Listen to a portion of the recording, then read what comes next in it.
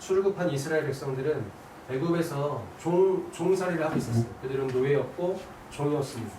하나님께서 애굽에서 이스라엘 백성들을 부르셨어요. 애굽 밖으로 부르셨습니다. 애굽 밖으로. 그리고 그들을 광야에 서게 하셨어요. 그리고 광야에 서 있었던 그들을 다시 주님께서 40년의 시간을 보내게 하신 뒤에 가나안으로 다시 보내십니다. 그래서 이 광야는 히브리어로 미드바르, 무엇을 드바르, 나바르잖아요. 말씀, 무엇을 말씀하시려 하나이까. 광야는 하나님의 말씀이 있는 곳이고 말씀이 현존하는 곳입니다. 하나님께서 그 광야로 이스라엘을 부르신 거예요. 하나님의 말씀이 있는 곳으로 부르신 거예요. 그래서 주만 의지할 수밖에 없는 그 광야에서 40년의 시간을 보내게 하십니다. 광야를 지나서라는 그 찬양 있잖아요. 주님 손 놓고는 단 하루도 살 수 없는 광야. 내 자아가 산산이 부서지고 주님만 드러나시는 광야. 그 광야에서 40년의 시간을 보내게 됩니다. 광야는 실현의 장소가 아닙니다. 뭔가 고통과 고난과 시련이 있는 곳이 광야가 아니고 광야는 영광과 사랑이 있는 곳입니다. 임재의 장소예요. 임재의 장소. 그 이유는 왜냐하면 광야에 성막이 있었고 주님의 법궤가 있었기 때문입니다. 광야에. 이스라엘을 이끄신 그 광야에 성막이 있었고 그 성막 안에는 하나님의 임재를 상징하는 법궤가 있었기 때문에 광야는 하나님의 영광의 장소이고 하나님의 사랑의 장소입니다. 저는 광야 그러면은 이제 두 군데의 구절이 생각나는데 하나는 요한복음 1장 14절입니다. 말씀이 육신이 되어 우리 가운데 거하시네. 이 앞에 영광을 보니 아버지의 일생자의 영광이요 은혜와 진리가 충만합니다. 말씀이 육신이 되어 우리 가운데 거하시네. 거하시네. 스케네거든요. 스케노스 장막이라는 뜻이에요. 장막을 치다. 말씀이 육신이 되어 우리 가운데 장막을 치셨다. 네, 스케네 장막이 히브리어로 하면 미슈칸이에요. 미슈칸. 주님이 미슈칸 장막을 치셨다. 그리고 또 한 군데 이제 구절은 계시록 21장 하나님의 장막이 사람들과 함께 계십니다. 하나님이 사람들과 함께 계십니다. 하나님이 그들과 함께 계셨다. 하나님의 장막이 똑같이 스케노스거든요. 근데 히브리어는 미슈칸이 그 성막을 뜻하는 하나님의 성막이 사람들과 함께 계시네. 하나님이 그들과 함께 계시리니 라고 말씀합니다. 그래서 광야는 성막과 성막 안에 법궤가 있는 것. 그래서 광야는 보좌의 연합을 상징합니다. 광야는 출애굽한 이스라엘 백성들 애굽은 세상을 상징하잖아요. 세상을 상징하는 애굽에서 주님이 이스라엘 백성들을 건지신 거예요. 부르신 거예요. 광야로 부르시는데 어디를 건너게 하시냐면 홍해를 건너게 하십니다. 세상 애굽과 광야 사이에 사람의 힘으로는 건널 수 없는 홍해가 있었던 것이 사람의 힘으로는 건널 수 없는 그것을 주님이 가르셨어요. 그리고 그것을 건너게 하셨어요. 눈에 보이는 것은 마른 땅을 걸어갔지만 실상은 홍해 속을 걸어간 거예요. 그렇죠? 물 속을 걸어간 거예요. 물 속을.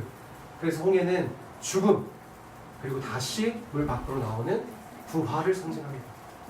이미 애굽에서 마지막 재앙, 열재앙에서 장자를 치실 때 유월절 어린 양으로 주님이 이스라엘 백성들을 속량하시잖아요. 그들의 생명을 구속하시거든요.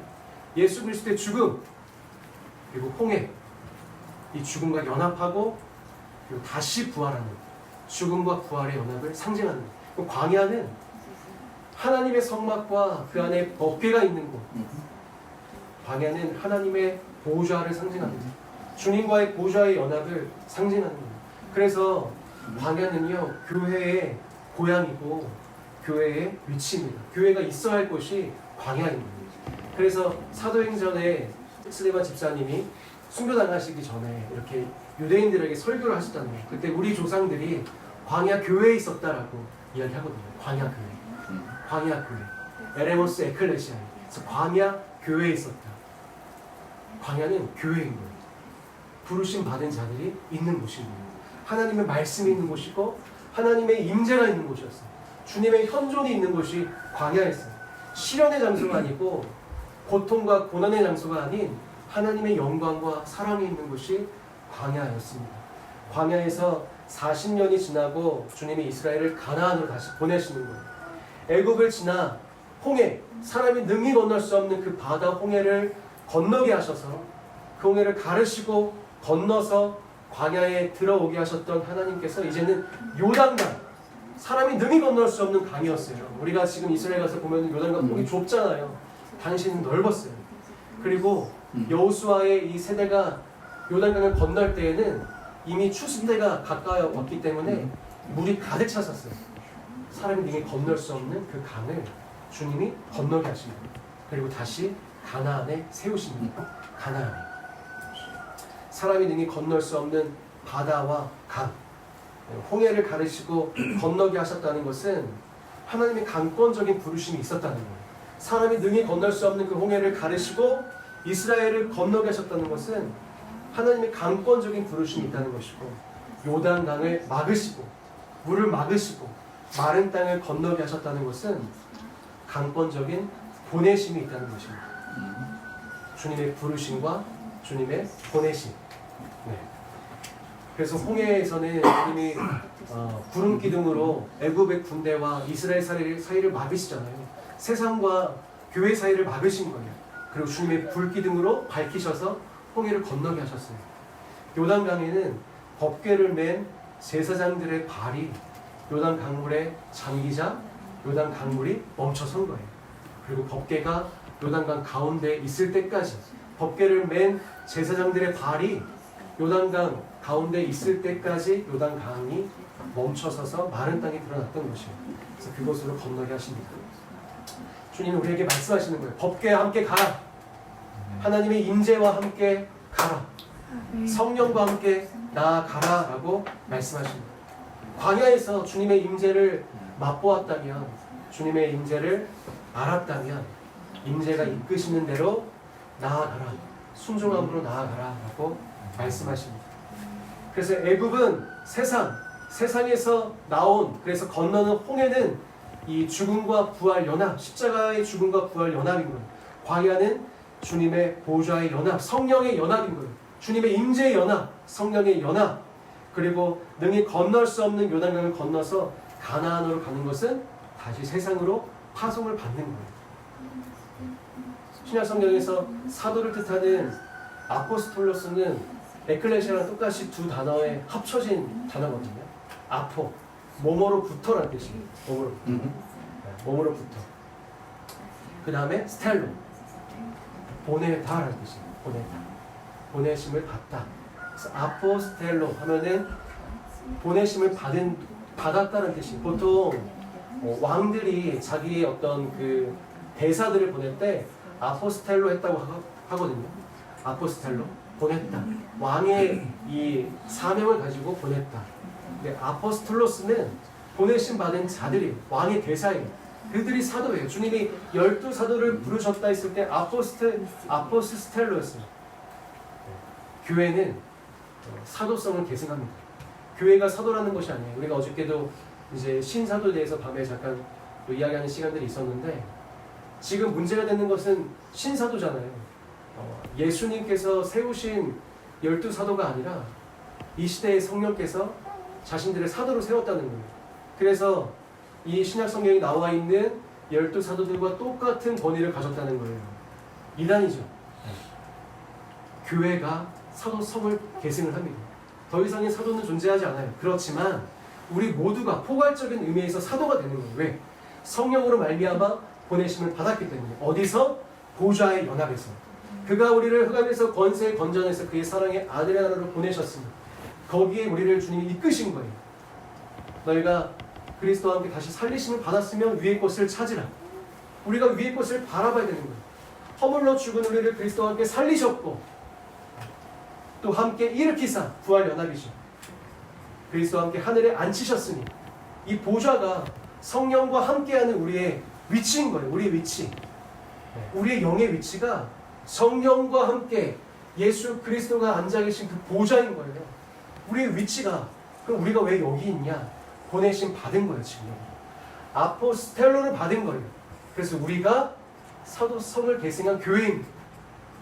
사도가 존재하는 것이 아니라 메시아닉 주들도 메시아닉 주 교회가 이 시대의 교회에 사도라고 이야기하거든요. 처음 들어보셨죠? 들어보신 분들도 있으실 거예요. 그래서 메시아닉 주로 정렬되어져야 된다라고 이야기해요. 예루살렘 초대교회 시대에 야고보, 주의 형제 야고보가 수장이었던 초대교회 예루살렘 교회로부터 소아시아 교회들이 흩어져서 이렇게 어떤 교회의 치리를 받았었던 것처럼 지금도 이 마지막 때에도 메시아닉 주가 사도적인 교회인 거고 나머지 모든 이방 교회들이 메시아닉 주 교회로 정렬되어져야 된다라고 이야기하는 게 메시아닉 주예요. 물론 뭐 다 그런지 모르겠어요. 근데 주류가 그래요. 근데 이것도 잘못됐죠. 네, 잘못됐어요. 주님은 분명히 사도와 선지자의 터 위에 주님의 교회를 세우셨다 그랬습니다. 그래서 주님께는 하나의 교회, 유니버설 처치, 하나의 우주적 교회가 존재하는 거예요. 단 하나의 교회, 그리스도의 몸된 교회. 여기 안에서 이스라엘과 교회가 하나가 되는 거예요. 이방 교회가. 주님이 바라보시는 교회는 이거 다 하나예요. 이것이 곧 교회인 거고 곧 이스라엘인 거예요. 네. 그래서 대체 신학이 다 틀렸다? 아니에요. 반만 틀린 거예요. 우리가 이스라엘이 맞아요. 우리가 이스라엘이 맞다고요. 우리가 예수 그리스도로 말미암아 아브라함의 언약 가운데 접붙임 받았잖아요. 그렇죠? 이스라엘 언약 가운데 들어왔어요. 대체 신학이 틀린 것은 저 이스라엘이 아니야 라고 이야기해서 그런 거지. 우리는 함께 이스라엘 언약 안에 들어온 거예요. 아브라함의 언약 안에 들어왔어요. 이미 교회 안에 들어온 거예요. 교회는 신약에 존재하는 게 교회가 아니에요. 의인의 회중에 들지 못한다. 악인들을. 그 회중, 카할 혹은 에다 이 두 가지 단어로 말하는데 전부 다 이스라엘 뜻하는 말이었어요. 민수기 신명이 나오는 회중, 이스라엘 회중, 그게 카할 혹은 에다였어요. 이게 번역되어지면 신약 성경에 와서 에클레시아인 거예요. 교회. 그래서 이스라엘이 곧 교회인 거예요. 원래부터 있었던 교회. 단 하나의 교회. 우리 이방인들은 예수 그리스도로 말미암아 그 이스라엘 교회에 접붙임 된 거예요. 그래서 단 하나의 교회가 존재하는 거예요. 이것을 분리시킬 수가 없어요. 분리시킬 수가 없어요. 마지막 때이기 때문에 이스라엘과 교회가 하나 되어져야 된다. 그게 아니에요. 이미 하나예요. 이미 하나. 주님께는 이게 하나인 거예요. 유다와 이스라엘을 상징했었던 그 두 막대기가 에스겔 선지자의 손 안에서 하나가 되었던 것처럼 주님 안에서 이미 하나인 거예요. 예수 그리스도로 막힌담을 허시고 외인이었던, 약속의 외인이었던 우리를 주 안에서 하나가 되게 하신 거예요. 그래서 우리는 교회입니다. 주님 우리를 그 광야로 부르신 거예요. 이스라엘을 연단시키셨던, 그들에게 성령을 주셨던 그 광야로 우리를 부르신 거예요. 성령이 우리 안에 오셔서 하시는 일이 바로 예수 그리스도와 연합되어지게 하는 일입니다. 예수님께서 부활하시고 40일 동안 제자들과 함께 계셨잖아요. 그때만 해도 제자들은 예수님의 이 십자가의 사건이 어떤 일인지 잘 몰랐었어요. 그들의 생각 속에는 이스라엘만 예수님을 다 믿으면 세상이 끝이 올 거라고 생각했었어요. 그래서 이방인들에게 복음을 전하지 않았었던 거예요. 바울 때에 비로소 복음이 증거되기 시작했잖아요. 이방인에게 복음을 전할지 말지를 예루살렘 공교회에서 주된 논쟁으로, 이 주된 그 논의 사항으로 회의를 할 만큼, 다 아시죠? 회의를 할 만큼 이방인들에게 복음 전하는 것은 그들의 이슈가 아니었어요. 왜냐하면 이 유대 땅에, 이스라엘 땅에 복음이 편만해지면 주님이 하나님 나라가 오실 것이다 라고 생각했기 때문에. 근데 이 예수 그리스도의 십자가의 사건이 무엇인지 정확하게 이해하지 못했었던 그들에게 예수님이 부활하시고 나서 약속하신 성령을 아버지께 받으셔서 주님이 제자들에게 보내주신 거예요. 오순절날 그 성령이 임하신 거예요. 보통 사람들은 성령이 임했다 그러면 성령의 은사를 생각하잖아요. 그들 머리에 임했었던 이 불같은 형상, 성령의 불, 방언, 성령이 나타나신, 치유하신, 은사, 쓰러짐. 근데 성령이 하시는 주된 사역, 가장 중요한 사역은 예수 그리스도가 누구인지 알게 하시는 거예요. 그와 연합하게 하시는 거예요. 그와 연합하게 하시는 거예요. 복음과 연합하게 하시는 거예요. 우리가 더 이상 복음을 머리로만 아는 것이 아니라 우리 삶이 복음을 살게 하시는 거예요. 그게 성령이 하시는 일이에요. 그날에는 내가 아버지 안에, 너희가 내 안에, 내가 너희 안에 있는 것을 너희가 알리라. 예수님께서 그 날이 성령이 임하시는 날이었어요. 성령이 임하시면 내가 아버지 안에 너희가 내 안에 내가 너희 안에 있는 것을 너희가 알리라. 성령이 임하셨을 때 제자들이 알게 된 거예요. 예수 그리스도의 십자가 사건이 무엇을 의미하는지. 그리고 이전 것은 지나갔으니 보라 새 것이 되었고 우리가 새 것이 되었고 내가 주님과 부활하신 주님과 연합되었구나. 주님이 말씀하셨죠. 요한복음 그 14, 15, 16장에서 주님이 못 박히시기 전에 마지막 그 사랑하는 제자들에게 말씀하셨고 내가 너희를 떠나가는 것이 너희에게 유익이다. 내가 하늘로 가는 것이 너희에게 유익이다. 왜냐하면 내가 가면 보혜사, 또 다른 보혜사를 너희에게 보내줄 거야. 그가 오시면 너희를 진리 가운데로 인도하실 거야. 그는 진리의 영이셔서 너희를 진리 가운데로 인도하시고 너희와 영원히 함께 하실 거야 라고 예수님이 말씀하셨어요. 예수님은 이 땅에 육신의 몸을 입고 오셨어요. 그렇죠? 부활하신 예수님도 육신의 몸을 입고 계셨어요. 제한적이죠. 제한적이었어요. 주님이 하늘로 올라가심으로 말미암아 그리스도의 영이신 성령을 보내주신 거예요. 성령은 제한적이지 않아요. 모든 시대에 걸쳐서 모든 세대, 전 세대, 모든 영역 믿는 자들의 심령 가운데 내주하시는 성령이 임하시는 거예요. 그 성령은 지금 하늘 보좌에 계신 주님과 연합하게 하시는 거예요. 그래서 시공간의 제한을 받지 않으시는 거예요. 모든 세대를 꿰뚫어버리는 단 하나의 복음, 성령 연합인 거예요. 성령 침례. 그 안에서 우리는 예수 그리스도의 십자가와 연합할 수 있는 거예요. 비로소 예수 그리스도의 십자가의 능력으로 살아갈 수 있는 거예요. 성령과 함께하지 아니하면 이 복음은 나의 것이 되지 않는 거예요. 성령 침례 그 안에 잠기지 아니하면. 무슨 말인지 아시겠죠? 성령을 구하셔야 됩니다. 내주하신 성령이 내 안에서 더욱더 충만해지기를 날마다 간절히 간구하는 거예요. 광야까지의 부르심 그리고 성막에서 주님은 이스라엘과 교제하셨어요. 성령의 교제를 나누시고 다시 가나안으로 보내셨습니다. 가나안은 여러분 끝이 아니에요. 약속의 땅 가나안은 끝이 아니에요. 가나안이 끝이었으면 거기로 끝났어야 됐죠. 그렇지만 가나안은 끝이 아닙니다. 가나안은 실제적인 싸움이 있는 곳이고 신부들이 다스리는 모든 곳을 의미하는 거예요. 세상 나라뿐 아니라 내 삶이 닿는 모든 영역이 다 가나안입니다. 그곳이 가나안입니다. 히브리서 4장에는 말씀하죠. 여호수아가 만일 너희에게 안식을 주었더라면 다윗이 다른 날을 말하지 않을 것이다. 그 날은 성령이 임하시는 날이었습니다. 제가 한번 찾아볼게요. 같이 봐도 되고요. 히브리서 4장 7절입니다. 히브리서 4장 7절에서 11절. 히브리서 4장 7절에서 11절 제가 선포하겠습니다. 오랜 후에 다윗의 들에 다시 어느 날을 정하여 오늘이라고 미리 이같이 일렀을 때 오늘 너희가 그의 음성을 듣거든 너희 마음을 완고하게 하지 말라 하였나니 만일 여호수아가 그들에게 안식을 주었더라면 그 후에 다른 날을 말씀하지 아니하셨으리라.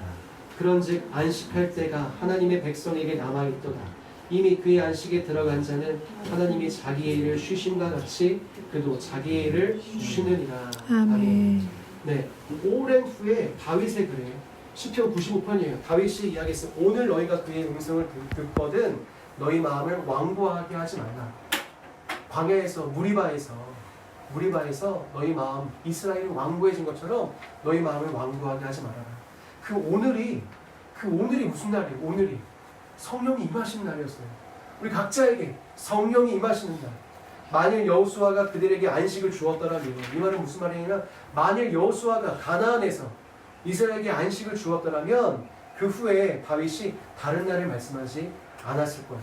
그런즉 안식할 때가 하나님의 백성에 남아있다. 이 안식할 때는 안식일 중에 안식일이 남아있다는 거예요.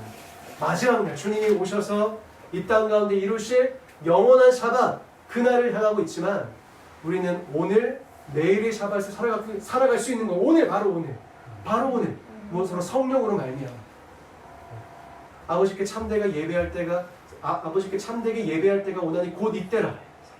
그죠? 아버지께서 이렇게 자기에게 예배하는 자들을 찾으십니다. 곧 이때라. 바로 오늘이거든요. 이미 그의 안식에 들어간 자는 하나님이 자기의 일을 쉬신과 같이 그도 자기의 일을 쉬느니라. 그래서 주님은 우리에게 이 안식할 날, 가나안이 끝이 아니라 우리가 거하고 있는 이 가나안이 끝이 아니라 성령으로 말미암아 날마다 매일의 안식을, 매일의 샤밧을 바라보며 가라라고 말씀하십니다. 애굽과 가나안은 크게 다르지가 않아요. 그렇죠. 애굽도 우상 숭배가 만연했었고 가나안은 뭐 말할 것도 없어요. 온갖 신들이 다 있었던 곳이에요. 그렇죠. 우상 숭배가 만연하고 하나님을 대적하는 지식이 높아져 있었어요. 문화가 높아져 있어서 모든 문화는 하나님을 대적하는 방향으로 나아갈 수밖에 없습니다. 지금도 마찬가지입니다. 육신의 눈으로 보았을 때는 그 자체가 막강해 보이고 강대해 보이죠. 그러나 달라진 것이 있다면 애굽에서는 이스라엘은 종이었고 노예였다면 가나안에서는 이스라엘은 정복자였고 통치자로 서 있는 거예요. 애굽은 이스라엘을 두려워하지 않았어요. 오히려 그들을 멸시했죠. 두려워할 필요가 없었어요. 종이었으니까, 노예였으니까. 가나안은요, 이스라엘을 두려워했었어요. 요단강을 주님이 마르게 하시고 그 마른 땅을 이스라엘이 건넜다함을 듣고 여리고성 백성들이 이 마음이 녹았다라고 기록하거든요. 여리고성 문을 다 닫아버렸다라고 기록하잖아요. 가나안이 두려워했어요. 이스라엘은 가나안을 바꾸려고 들어간 것이 아니에요. 여러분 세상을 바꿀 수 있습니까? 우리가? 세상을 바꿀 수가 있어요? 세상을 바꿀 수가 없습니다. 막 영웅들 소재로 하는 영화들에서 거듭 반복적으로 나오는 반복적인 대사가 있거든요. Change the world. 영웅들이 세상을 바꾸자, 세상을 바꾼다. 바꿀 수가 없어요. 세상은 인간의 힘으로 결코 바꿀 수가 없습니다. 근데 지금 바꾸려고 하고 있잖아요. 바꾸자고 하고 있잖아요. 그죠? 탄소 중립부터 시작해서 태초 이후로 인간 역사가 그것을 증명합니다. 바꿀 수가 없어요. 로마서 3장에는 의인인 없나니 하나도 없으며 깨닫는 자도 없고 하나님을 찾는 자도 없고 다 치우쳐 함께 무익하게 되고 선을 행하는 자도 없나니 하나도 없도다. 성령이 진리라고 우리가 믿는다면 우리는 세상을 바꿀 수 없습니다. 왜냐하면 우리는 의인이 아니기 때문에. 이러한 인간들이 세상을 바꾼다면 인간 중심이죠. 인본주의적 세상이 되고 마는 거예요. 가나안에선 이스라엘 백성들은 가나안을 바꾸려고 요단을 건너지 않았어요. 그냥 이스라엘 백성들은 하나님의 말씀에 순종하기 위해서 나갔고 주님의 말씀에 순종하기 위해서 요단을 건너서 가나안에 섰습니다. 하나님은 광야 시절부터 이스라엘을 훈련시키셨어요. 말씀에 순종하는 훈련. 말씀이신 하나님께서 그들 가운데 거하신다고 하는 그 표지가 바로 성막인 거예요. 성막. 하나님의 법궤. 말씀이신 하나님이 이스라엘 가운데 거하신다라고 하는 그 상징이 성막, 법궤였던 거예요. 갈 바를 알지 못한 주님이 이끄시는 대로 나아가는 거예요. 광야 40년이 그랬잖아요. 그냥 성인 남자의 걸음으로 일주일이면 갈 수 있는 거리였어요. 넉넉 잡고 일주일. 40년을 돌았던 거예요. 무엇을 먹을지, 입을지 주시는 거예요. 나의 계획도 없고 나의 아젠다가 없어요. 절대적인 신뢰와 완전한 순종. 절대적인 신뢰와 완전한 순종. 그것이 교회입니다. 그것이 에클레시아예요. 절대적인 신뢰와 완전한 순종. 여러분 광야를 사모하십시오. 광야를 두려워하지 마시고 광야를 사모하십시오. 광야를 왜 사모합니까? 우리가 광야에 가면 맛있는 양고기도 먹고 광야 마라의 쓴물을 주님이 단물로 바꾸셨죠. 먹을 수 있는 샘물이 되게 하셨어요. 물샘 열둘과 종려나무 1은 70그루가 있는 엘림으로 주님이 인도하셨고 만나와 메추라기 주셔서 매일 먹게 하셨고 그렇죠? 무리바 반석에서 샘물이 나와서 이스라엘 민족을 먹게 하신 거예요. 이스라엘 민족을. 이게 그냥 여기 그냥 올라오실 때 보셨던 그냥 부천도 그 흐르는 그 정도 계곡이 아니에요. 네. 한 200만 명 이상 최소 그 정도의 사람들이 먹을 수 있는 물이라고 한다면 강이 흘러내거든요. 강이 나오는 거예요. 반석에서. 근데 우리가 이런 것 때문에 광야를 사모하는 게 아닙니다. 광야의 본질은 성막과 그 안에 법궤에 있는 거예요. 주님의 임재. 주님의 임재가 있으면 이러한 부수적인 것들이 주님 안에서부터 흘러나오게 되는 것입니다. 광야를 통과하는 자, 광야를 스치는 자가 아니에요. 광야를 통과하는 자가 광야를 지나 가나안에 설 수 있습니다. 법궤와 함께, 하나님의 임재와 함께, 말씀과 함께, 성령과 말씀과 함께 서는 거예요.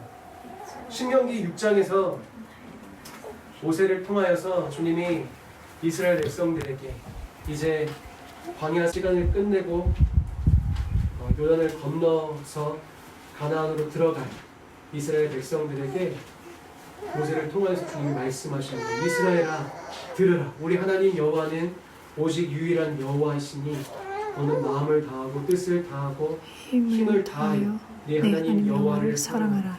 오늘 내가 네게 명하는 이 말씀을 너는 마음에 새기고 네 자녀에게 부지런히 가르치며 집에 앉았을 때든지 길을 갈 때든지 누워 있을 때든지 일어날 때든지 이 말씀을 강론할 것이며 너는 또 그것을 네 손목에 매어 기호를 삼으며 네 미간에 붙여 표로 삼고 네 집 문설주와 바깥문에 기록할지니라.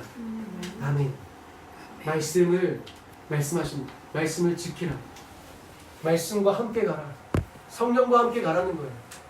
광야에서의 법궤는 이스라엘 백성들과 함께 움직였어요. 아니, 법궤가 움직이는 곳에 이스라엘이 장막을 쳤죠. 이스라엘이 법궤와 함께 다녔어요. 성막과 함께 다녔어요. 가나안에는 성막이 세워지고 움직이지 않습니다. 길갈에 세워져요. 그곳에서 실로로 옮겨집니다. 노브로 옮겨지고 다시 실로, 그 뒤에 법궤가 뺏겨버리게 되죠. 블레셋 뺏겨. 광야에서는 법궤를 따라서 이스라엘 백성들이 같이 움직였다면 가나안은 성막을 세워놓고 말씀과 함께 가는 시대인 거예요. 말씀이 곧 성령이세요. 그래서 말씀을 이스라엘에게 계속적으로 말씀하시는 거예요. 너희에게 말씀을 마음에 새겨라. 말씀을 간직해라. 말씀이 성령이고 말씀이 임재이시다. 성령이 우리 안에 오셔서 행하시는 일이 바로 그거예요. 우리가 예수 그리스도를 나의 주라 고백했을 때, 주님을 영접했을 때 우리 안에 주님의 성령이 거하시거든요. 너희는 하나님의 성령이 거하시는 하나님의 성전인 줄 알지 못하느냐. 성령이 아니고서는 예수를 주라 시인할 수가 없는 거예요. 우리 안에 성령이 계십니다. 이 성령이 하시는 일이 말씀을 통하여서 주님을 보게 하시는 거예요. 네, 우리 그 밤방 하가방, 우리 새벽 하가방에서 자주 얘기하는 주제잖아요. 그죠? 말씀은 기록된 글자이지만 이 활자인 성경, 이 성경의 실체이신 성령이 내 안에서 말씀을 조명하시는 거예요. 그래서 이 말씀이 어떤 형체화되어져서 문장으로, 어떤 음성으로 들리는 그 차원이 아니라 내 삶을 완전히 이끌어 버리십니다. 내 삶이 말씀과 연합되어져서 그리스도와 연합되어져서 주님과 함께 움직이는 존재가 되는 거예요. 움직이는 주님의 성전이 되는 그러한 존재로 성령이 우리를 이끌어 가시는 거예요. 그래서 이스라엘에게 말씀을 계속해서 강조하시고 가나안에 세우십니다. 가나안은 지속적으로 확장될 것이에요. 이스라엘에게도 가나안이 그냥 가나안 정복하고 끝이 아니었어요. 정복한 뒤에 사사시대가 있었죠. 사사시대 후에, 사사시대 다 아시잖아요. 그 어떤 시대였는지. 사사시대 후에 왕정시대 후에 이스라엘을 몰라, 그죠? 디아스포라 흩어지죠. 예수 그리스도께서 오신 뒤에 다시 이스라엘이 모이는 것 같았지만 다시 로마로 흩어져요. 가나안은 확장되고 있어요. 지금도 확장되어집니다. 그래서 온 이방으로 확장되어집니다. 왜냐하면 우리 때문에, 우리가 서 있는 곳이 가나안이기 때문에, 우리가 서 있는 곳이 가나안이기 때문에 확장되어지는 거예요. 계속적으로. 이 땅을 다스리는 자들로, 정복하는 자들로, 주님의 성전으로. 우리 안에 임하신 성령이 바로 그리스도의 영이십니다. 내 안에 두신 임재이고 내 안에 두신 법계이십니다. 에스겔서 36장 말씀을 같이 보겠습니다. 에스겔서 36장 22절부터 28절 말씀입니다. 에스겔서 36장 22절에서 28절입니다. 시작. 그러므로 너는 이스라엘 족속에게 이르되 주 여호와께서 이같이 말씀하시기를 이스라엘 족속아 내가 이렇게 행함은 너희를 위함이 아니요 너희가 들어간 그 여러 나라에서 더럽힌 나의 거룩한 이름을 위함이라. 여러 나라 가운데에서 더럽혀진 이름 곧 너희가 그들 가운데에서 더럽힌 나의 큰 이름을 내가 거룩하게 할지라. 내가 그들의 눈앞에서 너희로 말미암아 나의 거룩함을 나타내리니 내가 여호와인 줄을 여러 사람이 알리라. 여호와의 말씀이니라. 내가 너희를 여러 나라 가운데에서 인도하여 내고 여러 민족 가운데에서 모아 데리고 고국 땅에 들어가서 맑은 물을 너희에게 뿌려 너희로 정결하게 하되 곧 너희 모든 더러운 것에서와 모든 우상 숭배와 너희를 정결하게 할 것이며 또 새 영을 너희 속에 두고 새 마음을 너희에게 주되 너희 육신에서 굳은 마음을 제거하고 부드러운 마음을 줄 것이며 또 내 영을 너희 속에 두어 너희로 내 율례를 행하게 하리니 너희가 내 규례를 지켜 행할지라. 내가 너희 조상들에게 준 너희서 너희가 거주하면서 내 백성이 되고 나는 너희 하나님이 되리라. 아멘. 아멘. 네, 이스라엘에게 주님이 하시는 말씀이죠. 이 말씀이 반드시 성취되어질 것입니다. 그래서 흩어진 모든 하나님의 백성들, 남은 자들이 이스라엘로 다시 돌아가게 될 것이고 주님이 그들 가운데 주님의 영을 부으셔서 예수 아마시아를 인정하게 하실 거예요. 근데 이 말씀이 이스라엘에게 이루어지기 전에 이스라엘, 접붙임 받은 이스라엘, 교회, 주님의 교회들에게 이 말씀을 먼저 성취하십니다. 그래서 그들에게 새 영을 26절에 새 영을 너희 속에 두고 주님이 이미 25절에 맑은 물을 너희에게 뿌린다. 너희를 정결하게 한다. 너희의 모든 더러운 것에서 모든 우상 숭배에서 너희를 정결하게 한다. 그리고 또 새 영을 너희 속에 둔다. 근데 이게 순서가 바뀌었어요. 새 영과 새 마음이 원어로 보면 이게 새 마음이 먼저예요. 새 마음. 레브잖아요. 새 마음을 너희 속에 두고 새 영을 너희 속에 줄 거야. 우리 마음이 먼저예요. 마음을 주님이 먼저 정결하게 하시고 새 영을 우리에게 주신 거예요. 새 영을. 네. 새 영을 우리에게 주신 거예요. 영의 거듭남입니다.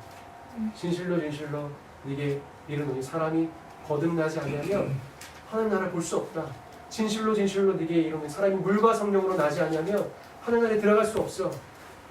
새 영을 너희에게 주되 너희 육신에서 굳은 영이에요. 굳은 영, 굳은 마음이에요. 굳은 영을 이 옛 영이 잠들어 있는 영을 주님이 깨우신다는 거예요. 그리고 부드러운 마음을 너희에게 줄 것이고 그 다음에 또 내 영을 이때 아도나이 루아흐예요.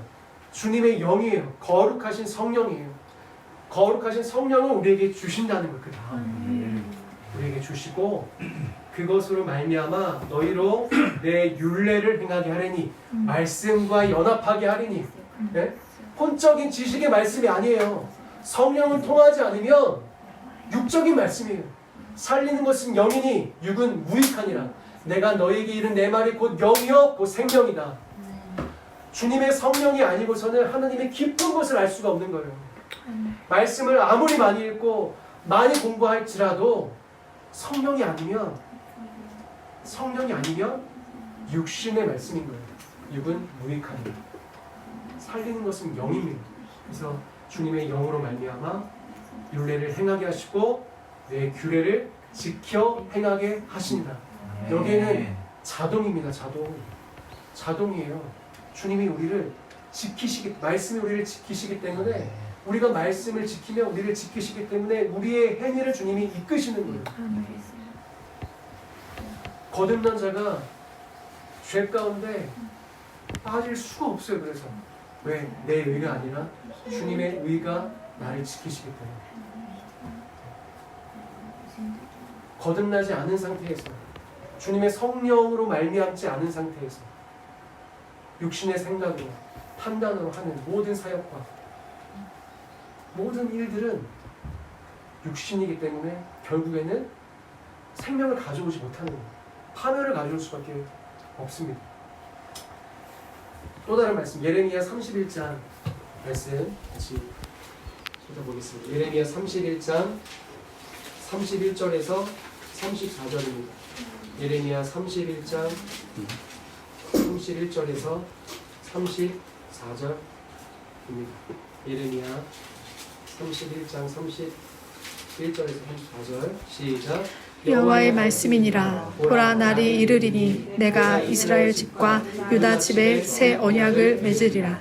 이 언약은 내가 그들의 조상들의 손을 잡고 애굽 땅에서 인도하여 내던 날에 맺은 것과 같지 아니할 것은 내가 그들의 남편이 되었어도 그들이 내 언약을 깨뜨렸음이라. 여호와의 말씀이니라. 그러나 그날 후에 내가 이스라엘 집과 맺을 언약은 이러하니 곧 내가 나의 법을 그들의 속에 두며 그들의 마음에 기록하여 나는 그들의 하나님이 되고 그들은 내 백성이 될 것이라. 여호와의 말씀이니라. 그들이 다시는 각기 이웃과 형제를 가르쳐 이르기를 너는 여호와를 알라 하지 아니하리니 이는 작은 자부터 큰 자까지 다 나를 알기 때문이라. 내가 그들을 악을하고 다시는 그 죄를 기억하지 아니하리라. 여호와의 말씀이니라. 아멘. 네, 이 말씀도 이스라엘 향한 주님의 언약의 말씀입니다. 주님께서 내가 보라, 날이 이를 것이다. 그 날이 되면 내가 이스라엘 집과 유다 집에 새 언약을 맺을 거야. 말씀하세요. 이 언약은 애굽 땅에서 인도하여서 맺었던 그 호렙산에서의 그 언약과 같지 않을 거야. 이 언약은 내가 나의 법을 돌판이 아니라 그의 마음에 신비에 새기는 언약이 될 거야 라고 말씀하세요. 반드시 이루실 것입니다. 이스라엘이 남은 자들이 온 이스라엘이 구속함을 받을 거다. 에스겔 말씀과 마찬가지로 이 말씀도 먼저 믿는 교회인 우리에게 먼저 주님이 성취하십니다. 그래서 우리의 심령 가운데 말씀을 주님이 쓰신 거예요. 법궤 안에는 10계명 돌판이 있었잖아요. 네. 법궤 안에, 그렇죠? 10계명 돌판이 있었어요. 그리고 그 돌판을 보관하는 곳이 법궤였어요. 그 법궤가 있는 곳이 지성소였고, 지성소가 있는 곳이 성소였고, 성소가 있는 곳이 성막이었어요. 그렇죠? 주님이 우리 마음판에 신비에 주님의 말씀을 쓰신다는 거예요. 돌판이 어디 있었다고요? 법궤 안에 우리 마음판에 말씀을 쓰시면 나는 주님의 법궤입니다. 내 안에 주님의 임재가 가득한 거예요. 성령은 그래서 말씀이세요. 성령과 말씀을 분리할 수가 없어요. 성령을 통해서 하나님의 말씀을 먹으면 내 안에서 주님의 임재가 생명이 충만해지는 거예요.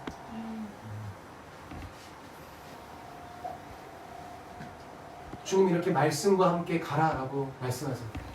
말씀과 함께 연합하라. 성령과 함께 연합하라.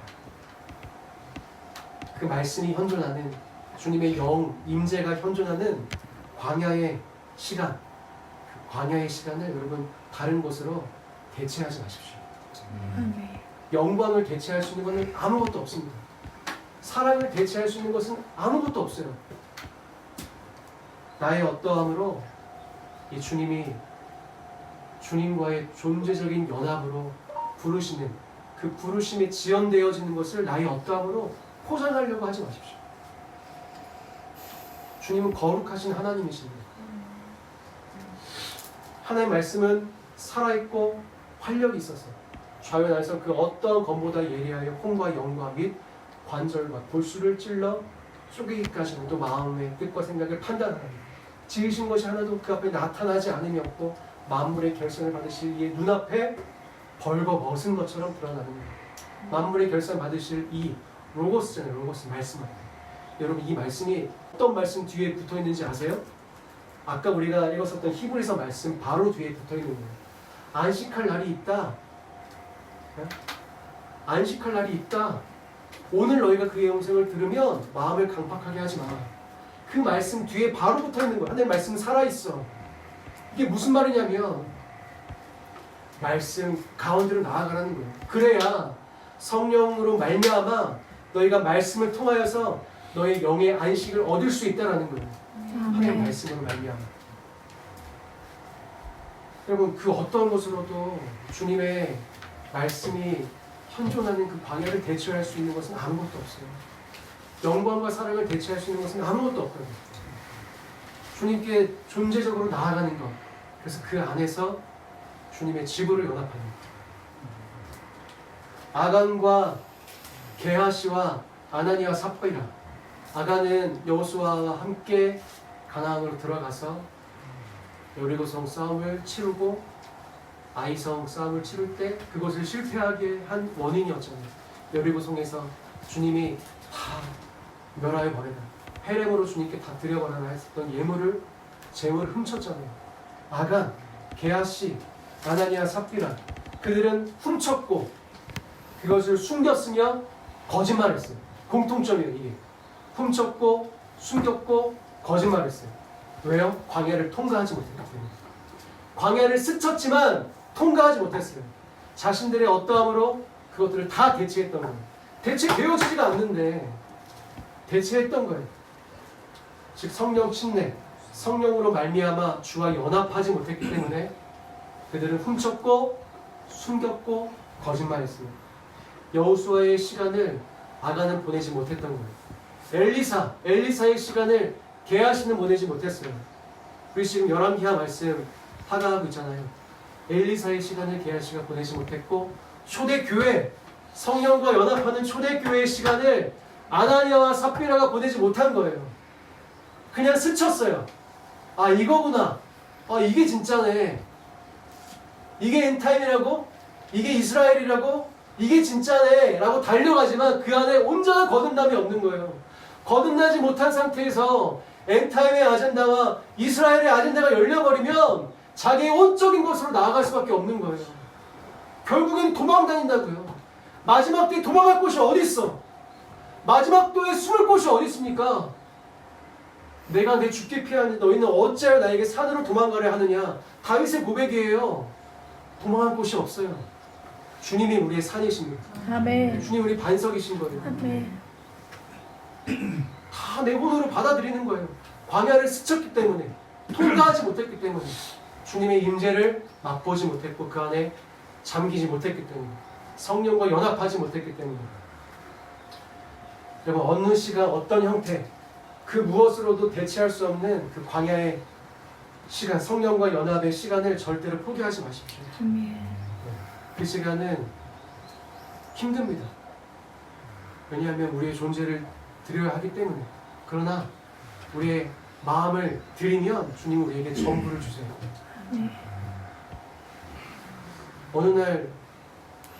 어느 날 워치하려고 들어가는데 주님이 마음에 감동을 주시더라고요. 네 마음을 내게 주면 나는 너에게 전부를 줄 거야 라고 감동을 주셨어요. 마음을 드리는 게 전부를 드리는 거예요. 우리가 아까 읽었었던 에스겔서 말씀이 있잖아요. 마음을 주님이 먼저 새 마음을 주시고 우리 마음을 주님께 드리면 주님이 새 마음을 주세요. 그리고 새 영을 주시고 주님의 영을 부어주시는 거예요. 내주하신 성령이 우리 안에서 더욱더 증폭되어지는 거예요. 예수는 그 키와 지혜가 자라가며 사람들에게 더욱 사랑을 받더라. 우리 안에 계신 성령으로 말미암아 우리 안에 계신 이 아기 예수, 어린 예수가 점점 더 자라시는 거예요.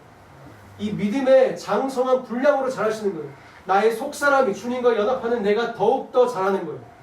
네? 그래서 이제는 겨우 나 하나의 문제 때문에 씨름하던 내가 우리 가정 나가서 이 지역 도시와 공동체와 더 나아가서 이스라엘과 열방을 위해서 주님의 다시 오심을 위해서 언약의 말씀으로 선포하며 기도할 수 있는 워치맨이 되는 거예요. 오직 성령이 너에게 임하시면 너희가 권능을 받고 예루살렘과 온 유대와 사마리아와 땅 끝까지 이르러 내 증인이 되리라. 점진적인 부르심입니다. 주님이 땅 끝을 먼저 말씀하시지 않았어요. 예루살렘, 제자들이 있었던 그 작은 곳, 성령이 우리 안에서 넘쳐나시면 우리 안에서부터 가정으로, 지역으로, 도시로, 공동체로, 나라와 민족으로, 열방과 이스라엘로. 그래서 주님과 함께 연합하는 것, 성령과 함께 연합하는 것이 먼저예요. 우리가 이 시간을 충분히 보내야 돼요. 충분히. 이 시간을 충분히 보내야 됩니다.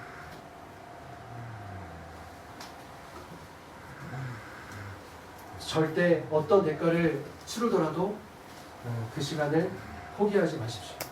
이것은 공동체로도 대체되어지지 않는 거예요. 아마 내가 채워지지 않으니까 원인은 내 안에 있는 이 본질적 갈망인데 공동체에 와서 지체들 만나고 뭐 교회 공동체 우리도 마찬가지고 그 안에서의 어떠함으로 이거를 대체시켜 버린 거예요. 그래서 막 교회에 옮겨 다니고 차원이 아닙니다. 광야의 시간 속에서 내 안에 임재하시는 성령을 통해서 그리스도와의 존재적인 연합을 이루어 가십시오. 아멘.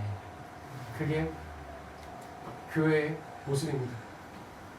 그러면 진리 안에 연합되어지기 때문에 그냥 자동적으로 연합되어질 수밖에 없어요. 우리 연합하자 모이자 하지 않아도 진리 안에서 연합되어지는 거예요. 단 하나의 교회, 주님이 바라보시는 교회,